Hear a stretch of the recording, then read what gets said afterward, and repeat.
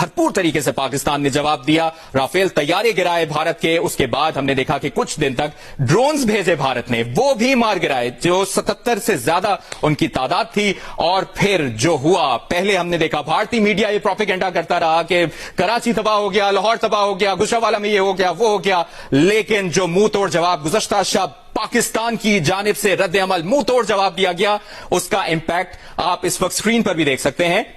بھارت اور Pakistan cease fire پر تیار ہو گئے ہیں. امریکی صدر ڈونلڈ ٹرمپ کا یہ بیان اس وقت آپ سکرین پر دیکھ رہے ہیں, اور انہوں نے دونوں ممالک کو مبارکباد پیش کی ہے اور کہا ہے کہ بھارت اور پاکستان سیز فائر پر تیار ہو گئے ہیں. انتہائی اہم ڈیولپمنٹ پر بات کریں گے سینئر صحافی تجزیہ کار شہزاد اقبال سے. شہزاد, یقینی طور پر یہ ایک اہم ترین ڈیولپمنٹ ہے اور پاکستان کے منہ توڑ جواب کا یہ امپیکٹ سمجھا جائے امریکی صدر کا یہ بیان. جی, بہت اہم بیان ہے اور باقاعدہ انہوں نے مبارکباد دی ہے کہ ایک مکمل سیز فائر ہو چکا ہے. تو یقیناً اگر اس میں گارنٹرز ہیں اور اس وجہ سے یہ معاملہ ہوا ہے تو یہ ایک بہت خوشائن بات ہے. ہم پہلے دن سے کہہ رہے ہیں ایسکیلیشن نہیں چاہتے, لیکن ایک بات جو مبشر میں بار بار کر رہا تھا کہ جب بھارت نے اپنے یہ عزائم دکھائے کہ پاکستان پہ حملہ کیا, میں اس وقت سے کہہ رہا تھا یہ نہیں لگ رہا کہ ون آف اٹیک ہے. وہ بار بار اٹیک کریں گے اور جب تک اٹیک کریں گے, جب تک ہم جواب نہیں دیں گے, ہم ڈپلومیٹکلی اس کو حل کرنے کی کوشش کریں گے. پرائرٹی نمبر 1 ہم عالمی دنیا سے کہیں گے کہ وہ انٹروین کرے. اسٹیپ نمبر 2 اگر وہ نہیں کامیاب ہوتا تو پھر کیا ہم چپ کر کے بیٹھے رہیں یا ہم ایسکیلیٹ کریں ٹو ڈی ایسکیلیٹ.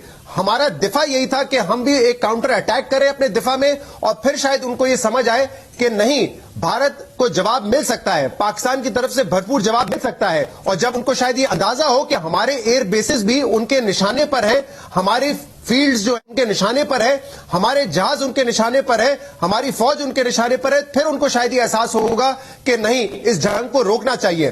اور ہم نے یہی کر کے دکھایا ہے. انیویٹیبل ہو گیا تھا, کل ناگزیر ہو گیا تھا جب انہوں نے ہمارے بیسز پر حملہ کیا. اس کے بعد جواب بنتا تھا. بہت ریسٹرینٹ کا مظاہرہ کیا.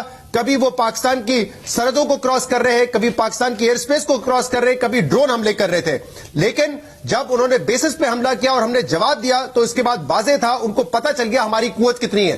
شاید وہ یہ گمان میں تھے کہ اگر ہم آئی ایم ایف کے پاس ہیں تو ہمارے پاس لڑنے کے پیسے نہیں ہیں, لڑنے کی قوت نہیں ہے, لڑنے کی ہمت نہیں ہے, لڑنے کی نیت نہیں ہے, لڑنے کا حوصلہ نہیں ہے. لیکن وہ ساری چیزیں ہم نے دکھائی کہ اس سب کے باوجود اگر بات آئے گی ہماری سوورینٹی پہ, بات آئے گی ہماری انوسنٹ سویلینز کی زندگی پہ, بات آئے گی ہماری مساجد پہ, تو ہم رپلائی کریں گے اور بھرپور رپلائی کریں گے. اور وہ کر کے دکھایا ہے.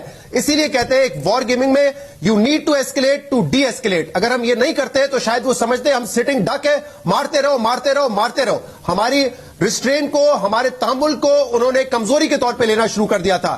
اور دنیا کو بھی, جو دنیا جاگ نہیں رہی تھی, وہ سمجھ رہے تھے کہ شاید یہ ایک ون سائیڈڈ اٹیک ہوں گے اور پاکستان جواب نہیں دے گا, معاملہ 2-4 دن میں نارملائز ہو جائے گا. ان کو بھی اب احساس ہوا ہے